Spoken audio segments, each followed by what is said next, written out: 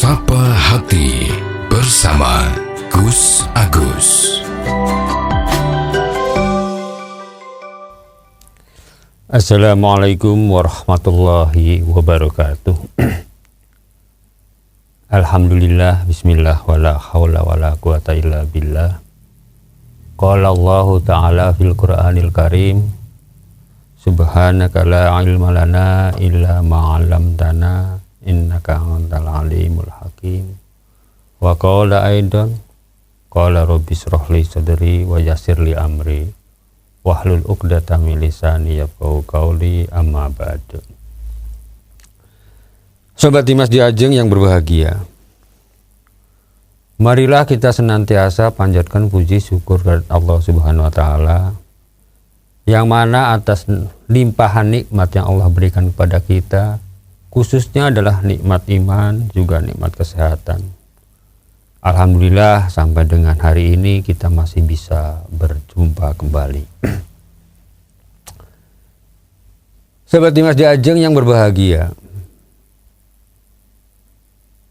melanjutkan dari apa yang pernah kita bahas beberapa hari yang lalu atau kemarin ya, yaitu hadis dari Sayyidina Ali radhiyallahu an, yang mana di sini diriwayatkan oleh Imam Tirmidzi, di mana bahwa dalam hadis itu disebutkan ada 15 hal yang dapat mengundang bencana atau musibah pada akhir zaman. Di mana dalam hadis ini, ya, kalau kita perhatikan, ya, apa-apa yang disampaikan oleh Rasulullah SAW ini, sebetulnya kalau kita amati di dalam kehidupan kita sehari-hari, di dalam lingkungan kita, ya,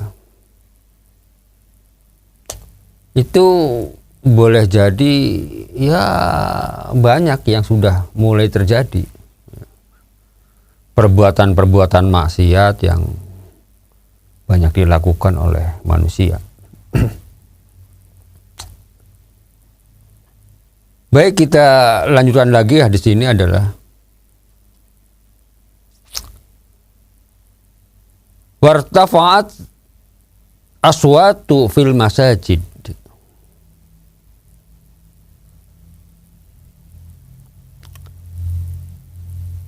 Yang pengertiannya kurang lebih adalah mengeraskan suara di dalam masjid. Ini maksudnya adalah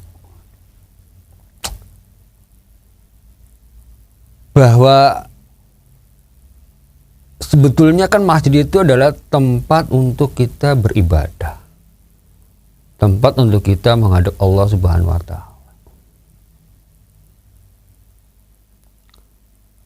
Zaman sekarang ini kan ya umum, ya artinya kebanyakan itu kan, kalau kita lihat di kampung-kampung, ya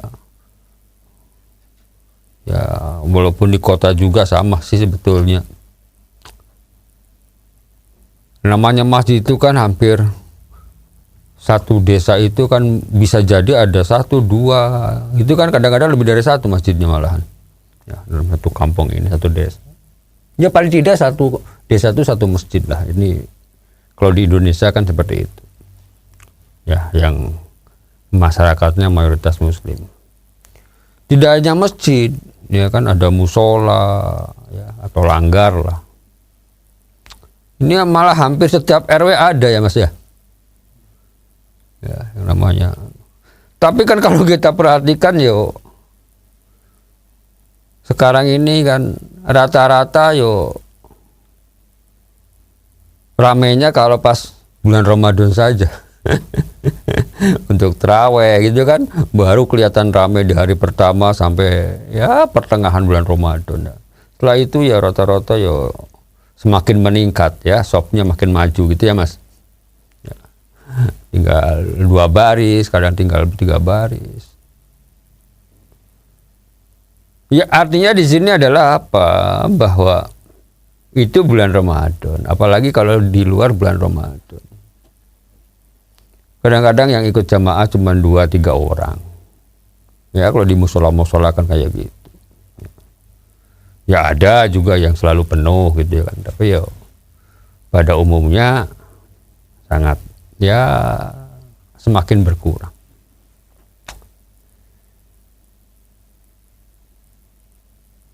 Sehingga di dalam masjid ini kan ya perlu dengan adanya pengeras suara, woro-woro ya. Ya arti woro-woro itu dengan mengumandangkan azan gitu kan, suaranya keras, kenceng. Ya maksudnya mengundang para kaum muslim ya untuk segera melaksanakan ibadah gitu kan.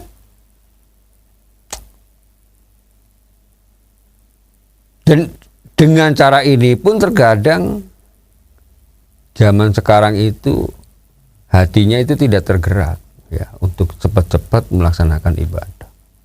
Ya santai-santai gitu. Kadang-kadang ya menunda-nunda waktu.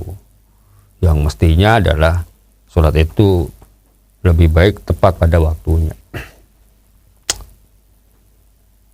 Itu yang pertama. Jadi semakin banyak orang yang melalaikan atau menunda-nunda di dalam menyegerakan untuk beribadah, maka ini adalah salah satu ciri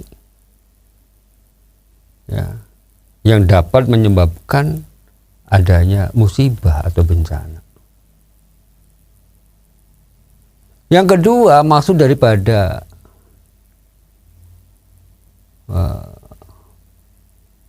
menyuarakan secara keras masjid ini adalah ya, bersuara keras tadi. Itu kadang-kadang malah masjid digunakan tidak pada semestinya. Ya. Malah menjadi ajang konten kontestan gitu ya Mas. Ya, ajang lomba-lomba. Kan sebetulnya ini kurang pada posisinya atau tidak pas ya, yang seharusnya tidak untuk seperti itu, tapi kadang ya ini kalau kita perhatikan ya juga sudah ada hal-hal yang seperti ini. Nah, maka kita sebagai orang-orang yang mengerti, yang memahami ya tetap kita harus mampu untuk menahan diri atau paling tidak menahan diri ya. Kalau bisa malah kita mampu untuk mencegah atau paling tidak menasihati agar hal-hal yang semestinya tidak patut digunakan atau tidak patut dilakukan, nah, ini supaya jangan sampai dilakukan ya. Artinya bisa menasihati, bisa mencegah ya, tentunya dengan hal-hal yang baik. Karena kalau ini terjadi perbuatan-perbuatan yang kurang pantas ini, ya ini ya salah satu juga ciri yang dapat nantinya menyebabkan murkanya Allah. Dan tentu dampaknya tidak hanya sekedar masalah bencana yang sifatnya besar, itu enggak. Ya boleh jadi seperti itu, tapi yang jelas juga adalah akan merugikan bagi orang-orang yang melakukan itu sendiri. Akan terjadi musibah, akan terjadi ujian, cobaan. Ya karena dari perbuatan daripada manusia itu sendiri. Berikutnya adalah wa kana zaimul qaumu arzalahum. Dalam hadis ini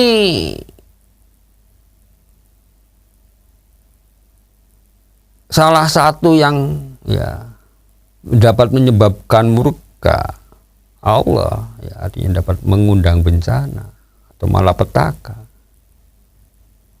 yaitu apabila ini pengertiannya ya, apabila di dalam satu kelompok itu ya atau satu kaum itu dipimpin oleh orang yang sebetulnya ya, atau orang yang dituakan ini, atau orang yang menjadi tetua, atau orang yang dituakan, atau orang menjadi pimpinan, ya, itu adalah orang yang secara agama itu atau menurut agama itu adalah orang yang sebetulnya tidak terpuji. Ya. Ini kalau sudah banyak orang-orang yang mengangkat orang-orang yang perbuatannya banyak melakukan maksiat sebetulnya, tapi ini dijadikan satu pimpinan, dijadikan satu tetua, ya, atau orang yang dituakan. Ini kan sangat bahaya, ya. Karena otomatis ya, yang akan dilakukan itu adalah hal-hal yang berhubungan dengan perbuatan-perbuatan yang bisa melanggar hukum. Ya. Artinya ya, kalau ada sesuatu yang perbuatan maksiat ya dibiarkan saja. Ya. Tidak ada upaya untuk pencegahan. Karena dianya sendiri memang secara individunya memang sudah suka hal-hal yang menurut agama maupun ke masyarakat ini kurang, perbuatan-perbuatan yang kurang baik itu yang sering dilakukan. Apakah ada seperti ini? Ya banyak kalau kita perhatikan yang di lingkungan kita. Ya, banyak lah. Nggak usah disebut oknum-oknumnya lah. Ya, tapi kita bisa merasakan sendiri. Kadang-kadang orang yang baik, orang yang jujur, orang yang ya agamanya bagus, ya, orang yang akhlaknya baik. Ini karena orang yang seperti ini mungkin saja dalam masalah materi ini kurang punya, ya, kurang menonjol, maka dalam satu pemilihan misalnya itu, apakah itu pemilihan RT, apa pemilihan RW, apa kepala desa gitu ya Mas, ya kan orang akan lebih tergiur oleh umumnya rata-rata oleh orang-orang yang mampu untuk memberikan sesuatu yang lebih gitu kan Mas. Ya kita nggak bisa pungkiri lah, kenyataannya kan memang seperti itu. Sehingga orang-orang yang diharapkan untuk mampu menata kehidupan masyarakatnya dengan baik itu akhirnya terabaikan. Ya, yang terpilih adalah orang-orang yang memang di bawahnya orang yang punya kemampuan baik itu. Kenapa? Ya itu tadi. Ya, karena kalah oleh ya kemampuan finansialnya. Maka yang terjadi kalau sudah seperti ini apa? Ya sebetulnya masyarakat itu sendiri akan dirugikan. Karena mesti kebijaksanaannya itu dapat saja akan merugikan masyarakat pada umumnya. Yang harusnya, yang semestinya dana pembangunan bisa digunakan untuk kemaslahatan daripada masyarakatnya, nah, ternyata kan disalahgunakan. Ini kan banyak. Ya. Yang seharusnya untuk kesejahteraan daripada masyarakatnya ya akhirnya disalahgunakan. Dan berbagai macam hal-hal yang lain yang sebetulnya akan merugikan daripada masyarakat itu sendiri. Seperti Mas Diajeng yang berbahagia. Demikian, semoga ada manfaatnya. Billahi taufiq wal hidayah. Wassalamualaikum warahmatullahi wabarakatuh. Sapa Hati bersama Gus Agus. Untuk saran dan masukan, silahkan WhatsApp ke Gus Agus 0896 8811 6615. Dipersembahkan oleh Ziman, enzim antioksidan aktif, menjaga kesehatan dan memperpanjang usia Anda.